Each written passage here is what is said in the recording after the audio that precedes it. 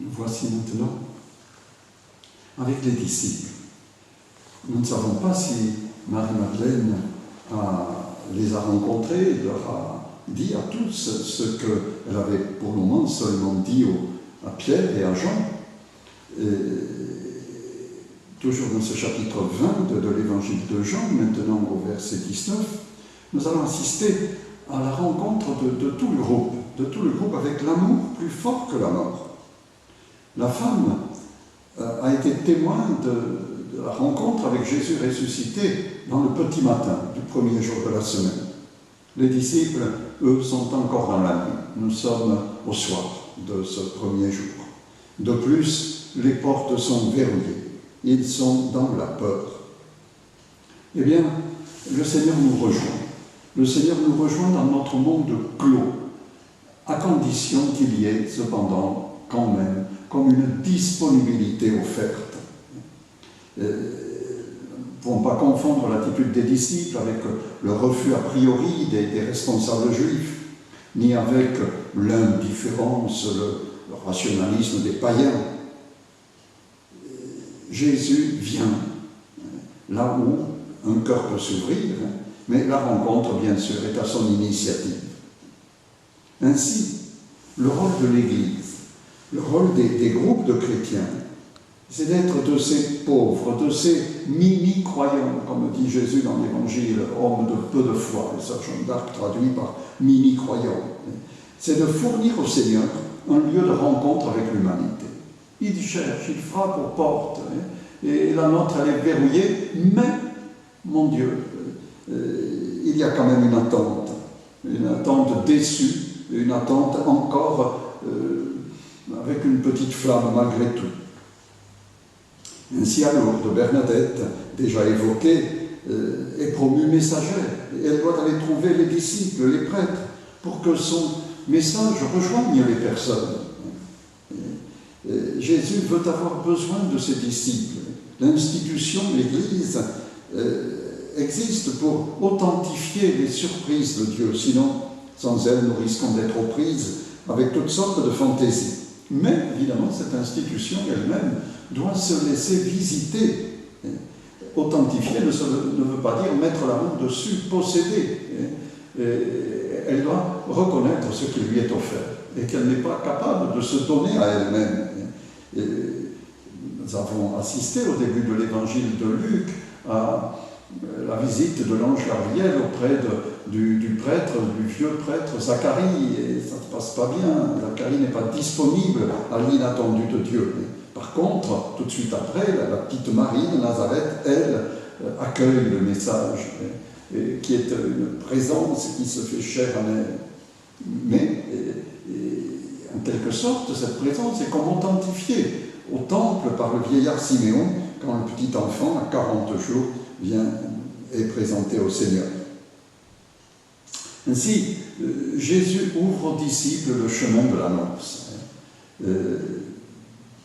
Il entre au milieu d'eux, il leur dit « Paix soit à vous ». Il leur donne la paix qu'eux-mêmes devront porter à leur tour. Au chapitre 10 de Saint Luc, comme au chapitre 10 de Saint Matthieu, déjà, les apôtres avaient été envoyés, c'est leur nom, ils sont des envoyés en mission, et tout ce qu'ils avaient à dire, c'était que la paix vienne dans cette maison. Et s'il y a là un enfant de la paix, eh bien, cette paix le rejoindra, sinon elle reviendra sur eux. Cette paix n'est pas le fruit d'une salutation ordinaire, elle est le fruit de l'offrande de Jésus sur la croix. Si vous avez un peu de temps, un peu de disponibilité, à un moment ou un autre, vous irez voir le chapitre 2 de la lettre aux Éphésiens, où saint Paul explique aux premiers chrétiens que la réconciliation impossible entre les hommes, depuis Caïn et Abel, ce sont toujours des guerres, et la grande division était et reste entre ceux qui accueillent le don de Dieu et ceux qui le refusent, entre juifs, peuple élu de Dieu, et les païens qui sont des pécheurs. Eh bien, le Christ s'est fait notre paix. À partir des deux, il n'a fait qu'un peuple, détruisant la barrière qui les séparait, supprimant en sa chair la haine. les Juifs méprisant les pécheurs de païens, et les païens voyant dans les Juifs comme des attardés.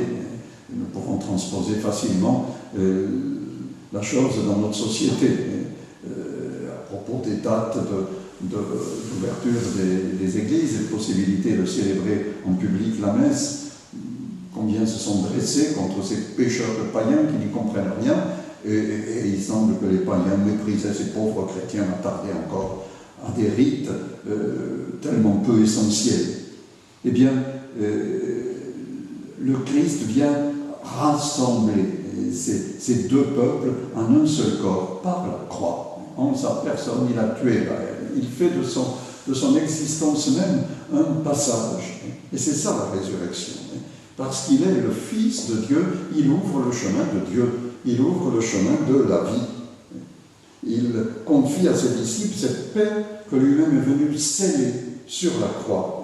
C'est l'ouverture du cœur de Dieu à travers les plaies de Jésus crucifié que les disciples sont invités à contempler, pas simplement à contempler de l'extérieur, mais à accueillir en eux.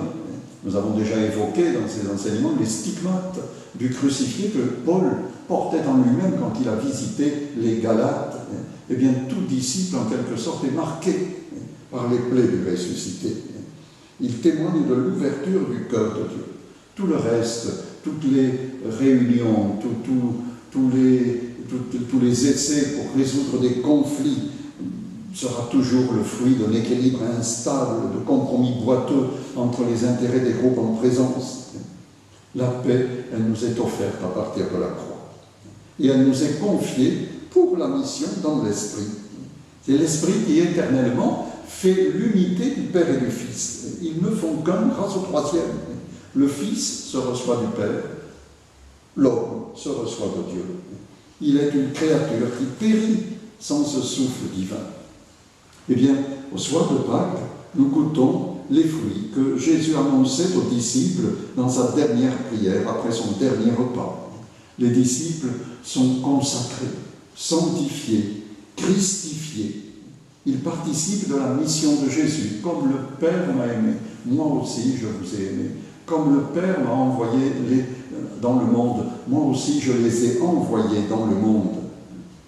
Il s'agit donc vraiment d'une recréation. À partir de cette pauvre pâte humaine et pécheresse, voilà que sont constitués vraiment des apôtres du ressuscité. Ils reçoivent un nouveau souffle. Cela dit, il souffla sur eux et leur dit « Prenez l'Esprit Saint ».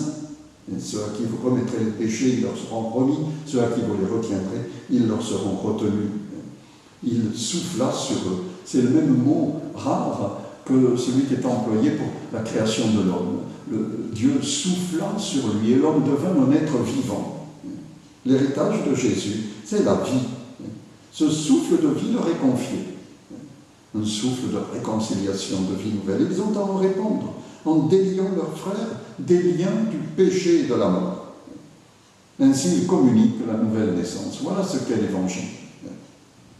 Et puis, grâce à Thomas, nous allons participer à la première transmission, à la première tradition, en quelque sorte, de l'Esprit. Saint Paul dira plus tard, « Je vous ai transmis ce que j'ai moi-même reçu ». Thomas a plus forte raison pourra dire cela. « J'ai transmis ce que j'ai reçu parce qu'il n'a pas cru tout de suite, à ce qui lui était dit. » Et il va falloir qu'il entre dans cette lumière à son tour. Et ce sera le 8e jour de Pâques. Si nous avons manqué la première rencontre, sachant qu'il y a toujours pour Dieu une deuxième possible. Il y aura toujours pour Thomas la référence à la croix. Il a voulu voir les plaies du crucifié pour l'identifier, mais en fait, il les reçoit pour non pas l'identifier lui, mais s'identifier à lui. Ne faire plus qu'un avec lui. Il renaît comme enfant de Dieu. C'est là comme une compréhension nouvelle de la croix et de la souffrance. C'est tellement difficile, c'est un mystère qu'on ne peut pas expliquer. Il se donne à contempler dans la lumière de la résurrection. S'il n'y a pas la lumière de la résurrection, la souffrance est un abîme dans lequel nous ne pouvons que nous perdre. Mais si elle est éclairée par cette lumière, alors elle peut devenir source de paix. Et mon Seigneur et mon Dieu. Thomas va reconnaître le Seigneur à travers le crucifié, mais désormais, il est témoin d'une vie plus forte que toute cette souffrance et toute cette mort. Eh bien, l'Église, tout au long des âges, devra plonger, elle aussi, ses mains dans les blessures de toutes les souffrances. C'est ça qui fait son identité. Elle n'est pas une sorte d'organisation humanitaire qui laisse déborder la générosité de son cœur. Elle vient puiser, en quelque sorte, dans les blessures de ceux qui souffrent, la source de ce qui lui est confié. Elle va en faire jaillir le don de la vie, la quête du salut. Elle rejoint la petite Marie de Nazareth, qui a reçu la première béatitude de l'Évangile, bienheureuse, celle qui a cru. Et avec Thomas, nous sommes pris dans cette béatitude, heureux ceux qui auront cru, sans avoir vu. Ainsi, tout ce qui a été dit peut s'accomplir.